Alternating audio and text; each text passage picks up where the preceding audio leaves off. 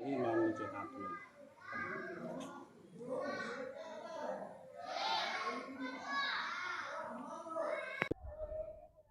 जिला कुशीनगर के विकासखंड कप्तानगंज में एक ऐसा विद्यालय है जो पूरी तरह से खेत में मौजूद है। इस समय हम आपको दिखाना चाहेंगे, हमारे पीछे ये विद्यालय है जो ये विकासखंड कप्तानगंज के औरही कृतपुरा के महेश टोला का विद्यालय है, जो प्राथमिक विद्यालय है। इस विद्यालय में जाने के लिए यह रोड आप नीचे देख सकते हैं कि यह लगभग आधे फीट का रोड है जो मिट्टी का बना हुआ है, और इसमें मिट्टी का बना हुआ रोड कीचड़ से भरा हुआ है। इस विद्यालय में कैसे बच्चे जाते होंगे, बहुत आश्चर्य की बात है। सरकार के जो अधिकारी हैं या जो भी यहाँ के संरक्षक या जिस भी तरह के लोग देखभाल करने वाले हैं, किस तरह से इस रास्ते को पास करके और किस तरह से बच्चों को यहाँ पे ले जाते होंगे लोग या टीचर जाते होंगे। आप देख सकते हैं कि गाड़ी भी बाहर खड़ी है, अध्यापक जो यहाँ पे अंदर गए हुए हैं। और ये जो रास्ता आप देख रहे हैं सामने, ये देख सकते हैं कि गाँव बहुत दूर है, लगभग 1 किलोमीटर की दूरी, आधे किलोमीटर की दूरी पड़ेगी गांव की। तो आधे किलोमीटर दूर एकदम वीरान खेत में यह विद्यालय है। आखिर क्या व्यवस्था है इस तरह की विद्यालय को चलाने की? तो कहा जा सकता है कि कहीं न कहीं जो एक अनियमितता या लापरवाही चल रही है, वो लापरवाही अनवरत जारी है। अब आगे की रिपोर्टिंग हम आपको विद्यालय में पहुंच के दिखाएंगे कि क्या समस्याएं हैं, विद्यालय में बच्चे आए हैं कि नहीं, टीचर भी मौजूद हैं कि नहीं। आपको इसी विद्यालय के बारे में हम जानकारी देंगे। आइए आगे चलते हैं, परिसर से, विद्यालय परिसर से अगली जानकारी हम आपको देते हैं। जो लगभग अब यहाँ सीमेंट के 2 इंच या 3 इंच या 4 इंच रह गया है। देखिए इसी रोड से बच्चे आते जाते हैं, देख लीजिए कैसा रोड है ये।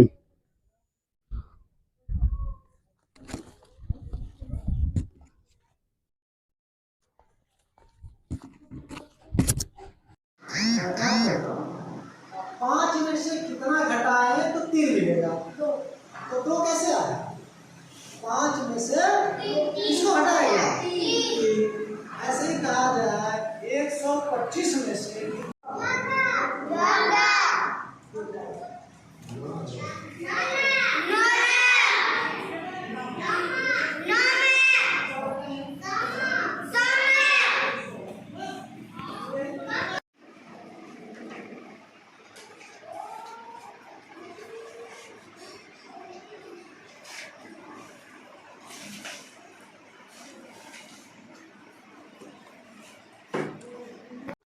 अभी जिस विद्यालय का हमने बाहर से थोड़ी डिटेलिंग बताई है कि महेश टोला का यौरही कृतपुरा का प्राथमिक विद्यालय है, अभी विद्यालय के अंदर आने के बाद दिखा कि बहुत ही शानदार तरीके से डेकोरेट किया गया है विद्यालय को।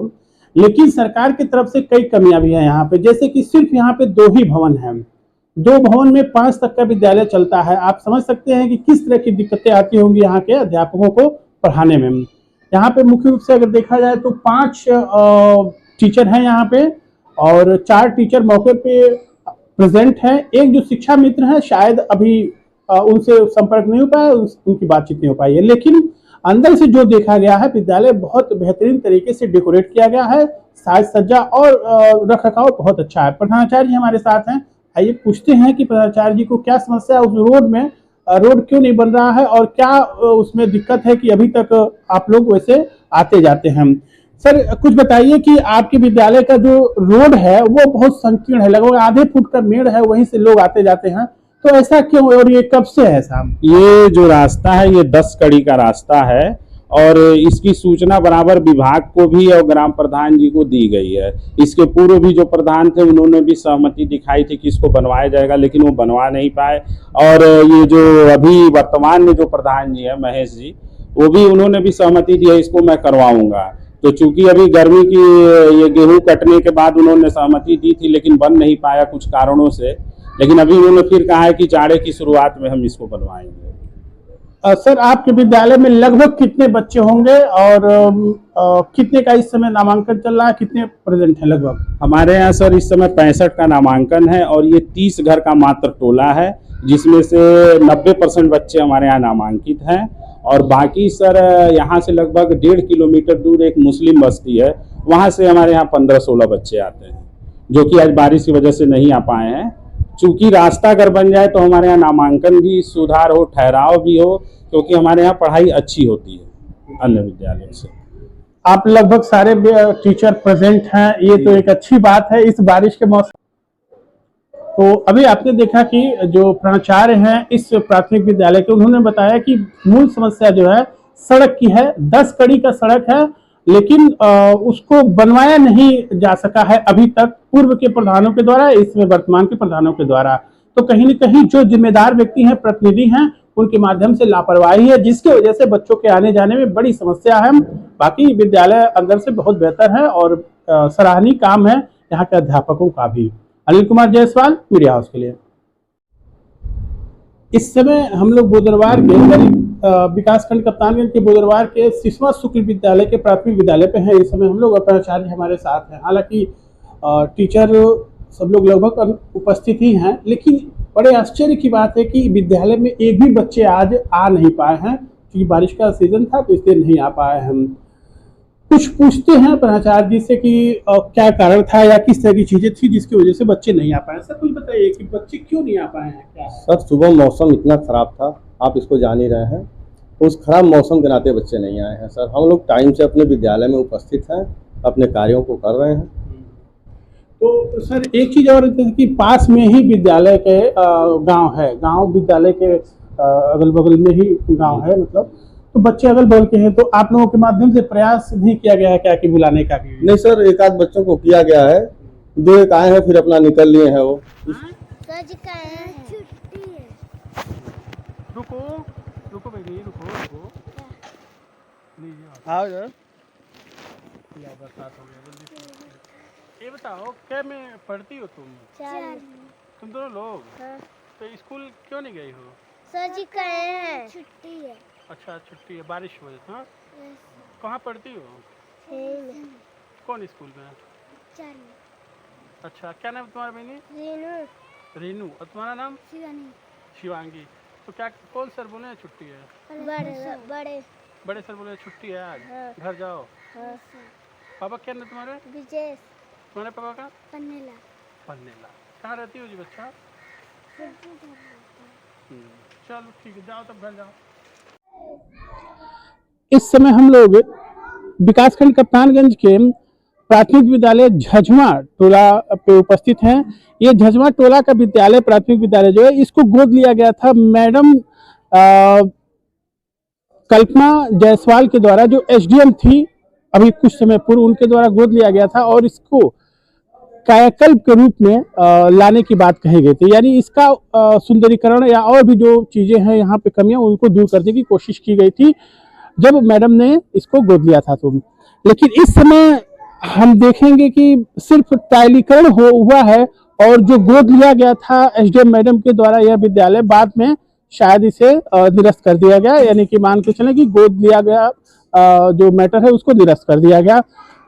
यह विद्यालय काफी असुविधाओं में चल रहा है इस समय।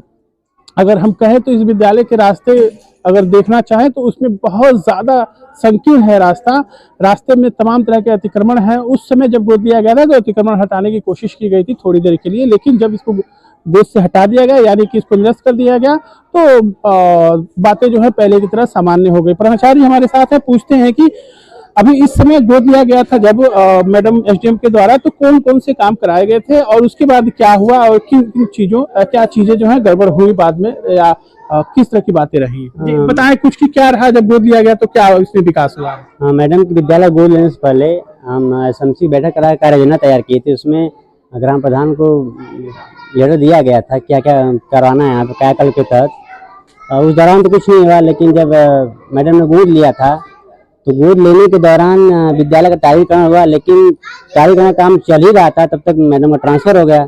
उसके बाद टाइलीकरण का काम जितना हुआ था वहीं पे रुक गया था। इसके अलावा जब मैडम ने गोद दिया था उसके दौरान और भी कोई काम हुआ विद्यालय में, केवल टाइलीकरण हुआ था सिर्फ? नहीं, उसके अलावा कुछ काम नहीं हुआ। उसके अलावा हम अपने कंपोजिट गान से मल्टीपल हैंड वॉशिंग बनवाए, रनिंग वाटर लगवाए, टोटी लगवाए, सब काम हम कंपोजिट गान से करवाए थे। यानी कि सरकारी अगर कहीं जाए तो जो मैडम के द्वारा सुविधाएं और मिलनी चाहिए थी जब गोद लेने के बाद, तो वो उसके बाद कुछ नहीं मिल पाया? नहीं मिला, उसके बाद नहीं मिला।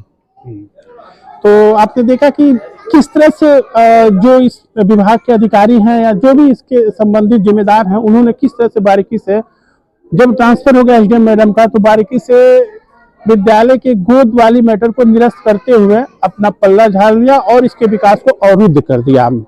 तो कहा जा सकता है कि कहीं कहीं ये लापरवाही है कि जहां विकास की जरूरत है वहां विकास नहीं हो पा रहा है। एक और मैटर हम बताना चाहेंगे कि शायद सुनने में आया है कि झज्जमा इस विद्यालय के प्राथमिक विद्यालय को गोद लेने वाली बात को निरस्त कर दिया गया और बभनौली का जो प्राथमिक विद्यालय तहसील के सामने उसको गोद ले लिया गया है एसडीएम के द्वारा। वो तो पहले से विकसित एक विद्यालय है, वहां पे तमाम हजारों तरह की सुविधाएं हैं, उसको गोद लिया जा रहा है। कहने का ये मतलब है कि जो पहले से विकसित है उसको विकसित करने का एक बहाना दिखाया जा रहा है, या कहे तो एक बात कही जा रही है। तो जो विकसित है उसको क्या विकसित करना, उसको क्या गोद लेना। तो इन अधिकारियों की जो एक सोच है या जो भी जिम्मेदारों की एक कही जाए कि जो बातें हैं वो कहीं न कहीं दर्शाती हैं कि ये पूरी तरह से सजगता से और अपने कर्तव्य निष्ठता से काम नहीं करते हैं।